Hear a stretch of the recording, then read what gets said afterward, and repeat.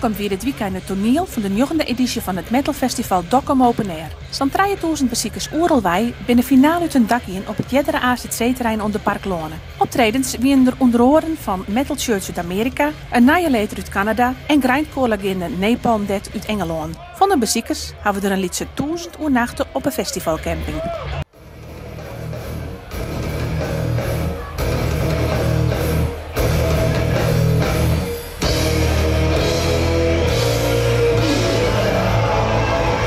Nou zit hij hem op een nieuwe locatie. Oor zit hij hem altijd in Raad Boaverts. Dan hier neemt een stuk groen. Waarom is gekozen voor deze locatie daar bij het Tolhuispark in Dokkum?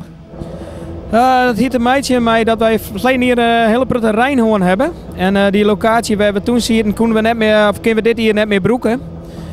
Toen ben we naar de gemeente tagen en hebben we lijn van welke terrein de gemeente beschikbaar stellen zoeken. En daar is dit terrein uitgerold. Tevreden tot nota daarover?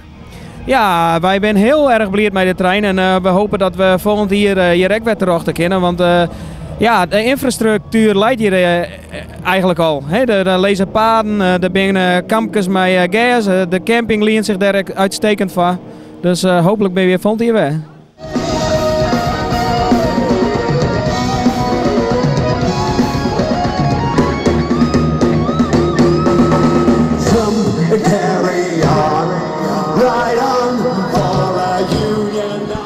T-shirt, de Waterrock Reunion. Dus je bent een man die al van ouds her bij dit soort festivals komt?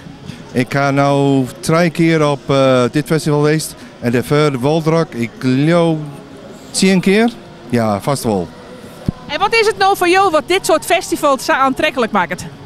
Iedereen is gelijk. Ik ben bijna 60 en ik ben net oud. Ik ga erbij.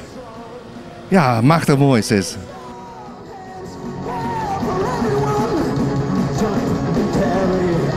De Frieske grindcore-band Tietgrinder stiert dit hier voor het eerst op het podium van Dokkum Open Air.